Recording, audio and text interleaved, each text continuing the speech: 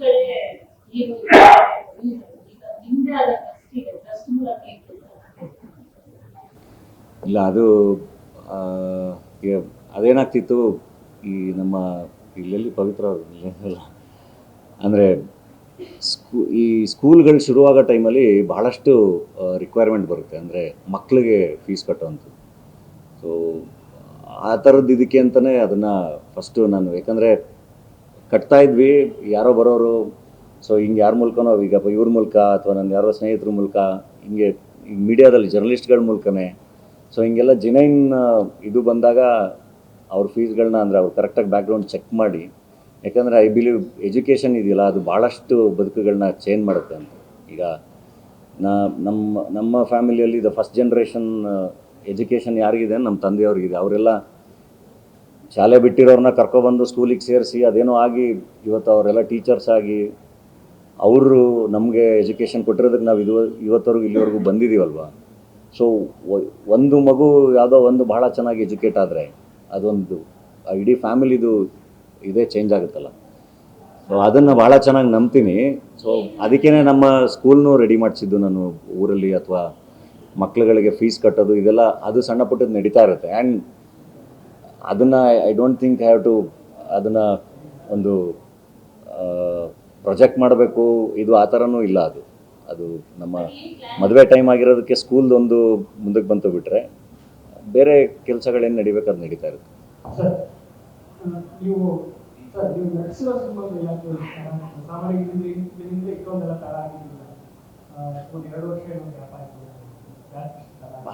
ಅದು ಅಂದರೆ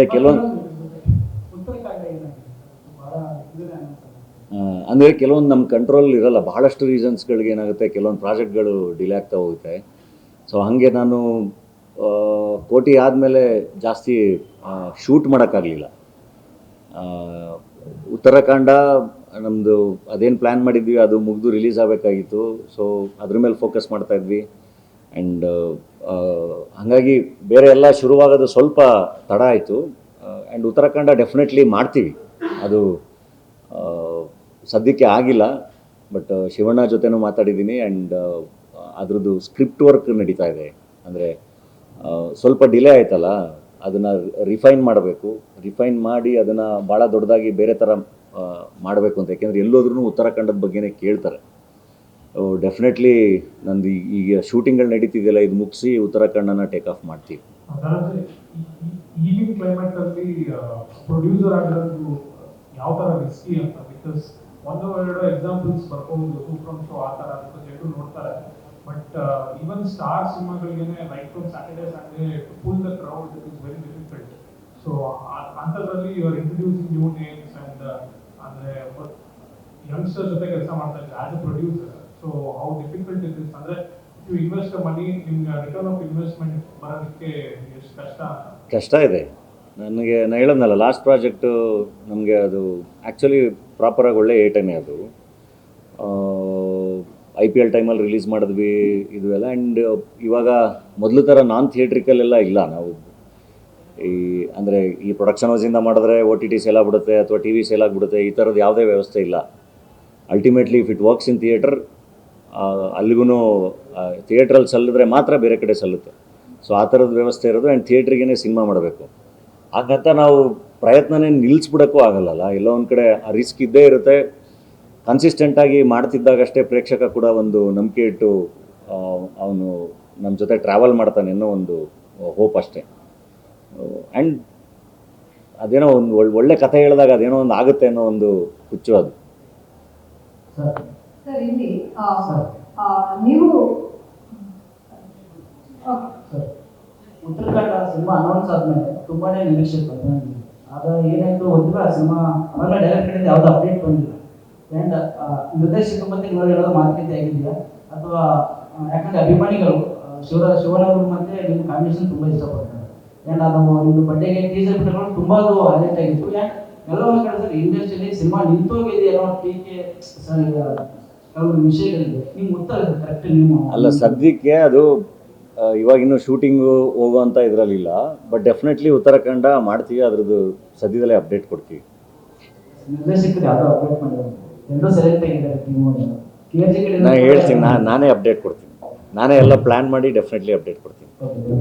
ಸರ್, ನೀವು ನಟರಾಗಿ ಒಂದು ಲೆವೆಲ್ಗೆ ಬಂದ್ರಿ, ನಿರ್ಮಾಪಕರಾಗಿ 6-7 ಸಿನಿಮಾಗಳನ್ನ ನಿರ್ಮಾಣ ಮಾಡಿದ್ರಿ. ಡೈರೆಕ್ಟರ್ ಧನಂಜಯ್ ಅವರನ್ನ ನಾವು ಯಾವಾಗ ನೋಡೋದು? ನಿಮಗೆ ಸ್ಟೋರಿ ಟೆಲ್ಲಿಂಗಿಗೆ ಡೈರೆಕ್ಷನ್ ಬೆಸ್ಟ್ ಅಂತ ಅನ್ಸಲ್ವಾ? ಹೇಗೆ? ಅಲ್ಲ, ನನಗೂ ಇಷ್ಟ, ಆದರೆ ಅದೊಂದು ಭಾಳ ದೊಡ್ಡ ಜವಾಬ್ದಾರಿ ಅಲ್ಲ. ಸೊ ಈಗ ನಾನು ಡೈರೆಕ್ಟ್ ಮಾಡ್ತೀನಿ ಅಂತ ಬಂದರೆ I think I have to set a standard. ನಾನು ಏನಾದರೂ ಮಾಡಿದ್ರೆ ಒಂದು ಸ್ಟ್ಯಾಂಡರ್ಡ್ ಸೆಟ್ ಮಾಡೋದಕ್ಕಾದರೆ ಮಾತ್ರ ನಾನು ಎಂಟರ್ ಆಗಬೇಕು. ಸೊ ಆ ಕಾನ್ಫಿಡೆನ್ಸ್ ಬಂದಿದ್ದೀನ ಡೆಫಿನೆಟ್ಲಿ ಮಾಡ್ತೀನಿ.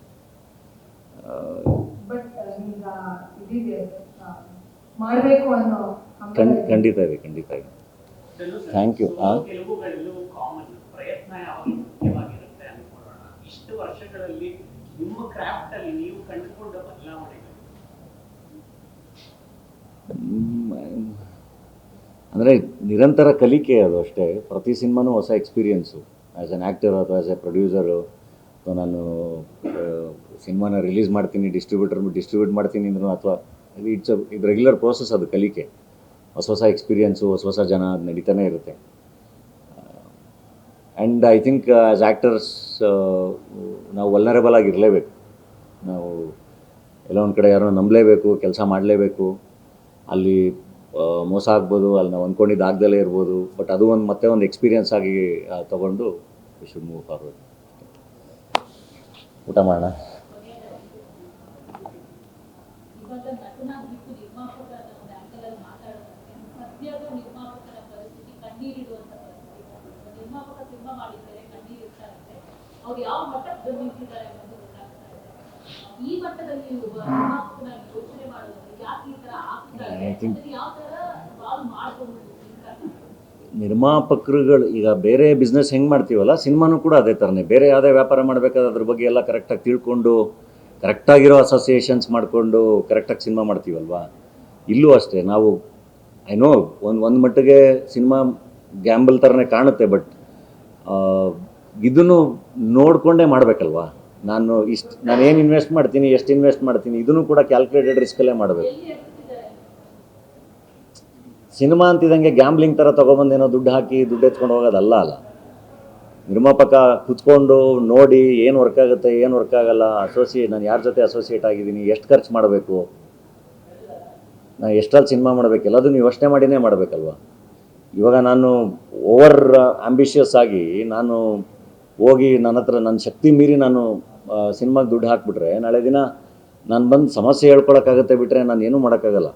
ಈಗ ನಾನು ನಾನು ಪ್ರೊಡಕ್ಷನ್ ಮಾಡಿರೋ ಸಿನಿಮಾಗಳು ಏನೇ ಆದ್ರೂ ನಾನು ವಾಪಸ್ಸು ಕಾನ್ಫಿಡೆಂಟಾಗಿ ಬಂದು ಇಲ್ಲಿ ಕೂತ್ಕೊಂಡಿಲ್ಲ, ನಾನು ಚೆನ್ನಾಗಿದ್ದೀನಿ ಅಂತ ಹೇಳೋ ಅಂಥ ಪರಿಸ್ಥಿತಿಲಿದ್ದರೆ ಮಾತ್ರನೇ ಮಾಡಬೇಕಲ್ವ. ಇಲ್ಲಾಂದರೆ ಭಾಳ ಕಷ್ಟ. ನೀವು ತುಂಬ ಗ್ಯಾಂಬಲ್ ಮಾಡೋಕ್ಕಾಗಲ್ಲ. ನಾವು ಅಷ್ಟೇ ಕೇರ್ಫುಲ್, ನಿರ್ಮಾಪಕರಾಗಿ ನಾವು ಅಷ್ಟೇ ಕೇರ್ಫುಲ್ಲಾಗಿಯೇ ಸಿನಿಮಾ ಮಾಡಬೇಕಾಗುತ್ತೆ. ಆ್ಯಂಡ್ ನಟರಷ್ಟೇ, ನಿರ್ದೇಶಕರಷ್ಟೇ, ನಿರ್ಮಾಪಕನೂ ಕೂಡ ರೆಸ್ಪಾನ್ಸಿಬಿಲಿಟಿ ತೊಗೋಬೇಕು. ಗೆದ್ದಾಗ ಹೆಂಗೆ ಅವ್ರದ್ದು ಒಂದು ಅದ್ರ ಬಗ್ಗೆ ಒಂದು ಹೆಮ್ಮೆ ಇರುತ್ತಲ್ವ. ನನ್ನ ಸಿನಿಮಾ, ನಾನು ನಿರ್ಮಾಪಕ ಆಗಿ ನೋಡ್ರಿ ನಾನು ಇಷ್ಟು ಚೆನ್ನಾಗಿ ಮಾಡಿದೆ, ನಂದು ಪ್ರೊಡಕ್ಷನ್ ಕ್ವಾಲಿಟಿ ಹೆಂಗಿತ್ತು, ನನ್ನ ಸಿನಿಮಾ ಹೆಂಗಿತ್ತು, ನಾನು ಗೆದ್ದೆ, ನಾನು ಇಷ್ಟು ದುಡ್ಡು ಮಾಡಿದೆ ಅನ್ನೋ ಒಂದು ಪ್ರೌಢಿಮೆ ಇರುತ್ತಲ್ಲ. ಅಷ್ಟೇ ಜವಾಬ್ದಾರಿ ಸೋತಾಗಲೂ ಅವರು ತೊಗೋಬೇಕಾಗತ್ತೆ. ಯಾಕೆಂದರೆ ಎಲ್ಲರೂ ಅವ್ರ ಕೆಲಸ ಚೆನ್ನಾಗಿ ಮಾಡಿದಾಗ ಮಾತ್ರ ಸಿನಿಮಾ ಚೆನ್ನಾಗಾಗುತ್ತೆ. ನಾನು ಇವ್ರನ್ನ ನಮ್ಮದೆ ಅವ್ರನ್ನ ನಮ್ಮದೆ ಅದು ವರ್ಕ್ ಆಗಲ್ಲ. ಸರ್, ಕೊನೆಯದಾಗಿ ಎರಡು ಪ್ರಶ್ನೆ. ಒಂದು, ನೀವು ಪರಭಾಷೆ ಸಿನಿಮಾಗಳಲ್ಲಿ ತುಂಬಾ ಫೇಮಸ್ ಆಗ್ತಿದ್ದೀರಾ, ನೆಗೆಟಿವ್ ರೋಲ್, ಗ್ರೇ ಶೇಡ್ ರೋಲ್ಗಳಲ್ಲಿ. ಆ ಥರ ಯಾವುದಾದ್ರೂ ಹೊಸ ಸಿನಿಮಾ ಒಪ್ಕೊಂಡಿದ್ದೀರಾ ಅಂತ ಒಂದು, ಬೇರೆ ಭಾಷೆಗಳಲ್ಲಿ. ಇನ್ನೊಂದು, ಯಶ್ ಅವರ ಒಂದು ಮಾತು ತುಂಬಾ ಫೇಮಸ್. ಅಂದರೆ ನಾನು ಈ ವರ್ಷ ಇಲ್ಲಿಂದ ಈ ಲೆವೆಲ್ಗೆ ಏರ್ಬೇಕು ಅಂತ ಒಂದು ಗೋಲ್ ಇಟ್ಕೊಳ್ತೀನಿ, ನೆಕ್ಸ್ಟ್ ಅಲ್ಲಿ ಇರ್ತೀನಿ ಅಂತ. ಆ ಥರ ನಿಮ್ದು ಏನಾದರೂ ಇದೆಯಾ, ನಾನು ನೆಕ್ಸ್ಟ್ 2-3 ವರ್ಷದಲ್ಲಿ ಅಲ್ಲಿ ಹೋಗ್ಬೇಕು ಅಂತ? ಅಂದರೆ ಬೇರೆ ಭಾಷೆ ಸಿನಿಮಾಗಳು ಭಾಳ ಚೆನ್ನಾಗಿದ್ದರೆ ಅದು ನನಗೂ ಅದು ಕಾಂಟ್ರಿಬ್ಯೂಟ್ ಮಾಡೋ ಥರದ್ದಿದ್ದರೆ ಡೆಫಿನೆಟ್ಲಿ ಮಾಡ್ತೀನಿ. ಇಲ್ಲ ನಾನು ಸುಮ್ಮನೆ ಹೋಗಿ ನಾನೇನೋ ಮಾಡಿ ಬರೋದಾದರೆ ಡೆಫಿನೆಟ್ಲಿ ಮಾಡಲ್ಲ. ಹಂಗಾಗಿ ಯಾವುದೂ ಒಪ್ಕೊಂಡಿಲ್ಲ. ಯಾಕೆಂದರೆ ಇಲ್ಲಿ ಕೆಲಸ ಮಾಡೋದು ಬಹಳ ಇದೆ. ಆ್ಯಂಡ್ ಗೋಲ್ ಅಂತ ತೊಗೊಂಡ್ರೆ ಐ ಥಿಂಕ್ ಕನ್ಸಿಸ್ಟೆಂಟಾಗಿ ಏನೋ ಕೆಲಸ ಮಾಡ್ತಾ ಇರಬೇಕು ಅನ್ನೋದನ್ನು ನಾನು ನಂಬ್ತೀನಿ. ನನಗೆ ಹೀಗೆ ಆಗುತ್ತೆ, ಈ ಪ್ರಾಜೆಕ್ಟ್ ಹೀಗೆ ಆಗುತ್ತೆ ನನಗೆ ಅದು ಆ ಥರ ಯೋಚನೆ ಮಾಡಲ್ಲ. ಲಾಂಗ್ ಟರ್ಮಲ್ಲಿ ಯೋಚನೆ ಮಾಡ್ತೀನಿ. ಅಂದರೆ ನನ್ನ ಕನಸುಗಳು ಹೆಂಗಿರುತ್ತೆ ಅಂದರೆ, ಹಿಂಗೆ ಹೋಗಿ ಹಿಂಗೆ ತಿರುಗಿ ನೋಡಿದ್ರೆ ಒಂದಿಷ್ಟು ಜನ ಈಗ ನನ್ನ ಪ್ರೊಡಕ್ಷನಿಂದ ಬಂದಿರೋರು ಅಥವಾ ಜೊತೆಗೆ ಬಂದಿರೋರು ಎಲ್ಲರೂ ಇಂಡಿಪೆಂಡೆಂಟಾಗಿ ಒಂದು ದೊಡ್ಡ ಆರ್ಗನೈಸೇಷನ್ ಆಗಿ ಬೆಳೆದ್ಬಿಟ್ರೆ ಆ ಇಂಡಸ್ಟ್ರಿ ಎಷ್ಟು ದೊಡ್ಡದಾಗಿರುತ್ತಲ್ವ, ಎಷ್ಟು ಚೆನ್ನಾಗಿರುತ್ತಲ್ವ, ಅದ್ರ ಮಧ್ಯ ನಾನಿರ್ತೀನಲ್ವ ಅದ್ರ ಜೊತೆಗೆ ಅಂತ. ಸೊ ಆ ಥರ ಯೋಚನೆ ಮಾಡ್ತೀನಿ. ನೋಡೋಣ.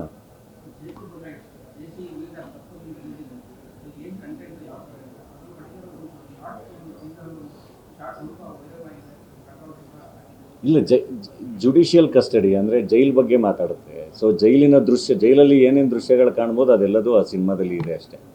ಸೊ ಯಾರ ಬಗ್ಗೆನೂ ಇಲ್ಲ. ಅಂದರೆ ಬಹಳ ಚೆನ್ನಾಗಿ, ಅಂದರೆ ಜೈಲ್ ಅನ್ನೋದು ಅಂದರೆ ಈಗ ನಾನು ಹೇಳೋದಲ್ಲ, ಅದು ಅಂಡರ್ವರ್ಲ್ಡ್ ಕನೆಕ್ಟೆಡ್ ಸಿನಿಮಾನೇ. ಬಟ್ ಜೈಲ್ ಅನ್ನೋದೊಂದು ಜಾಗ, ಅದು ರಿಫಾರ್ಮೇಷನ್ಗೆ ಜಾಗ ಆಗಿರಬೇಕಲ್ಲ ಅದು. ಸೊ ಆ ಜೈಲ್ ಬಗ್ಗೆ ಬಹಳ ಚೆನ್ನಾಗಿ ಮಾತಾಡಿದ್ದಾನೆ ಹುಡುಗ ಡೈರೆಕ್ಟ್, ವಿತ್ ಎಂಟರ್ಟೈನ್ಮೆಂಟ್. ಭಾಳ ಚೆನ್ನಾಗಿ ಎಂಟರ್ಟೈನ್ ಮಾಡುತ್ತೆ, ಭಾಳ ಚೆನ್ನಾಗಿ ಕಟ್ಟಿದೆ. Thank you. ಗ್ಯಾರಂಟಿ ನ್ಯೂಸ್, ಸುದ್ದಿ ಖಚಿತ, ನ್ಯಾಯ ನಿಶ್ಚಿತ.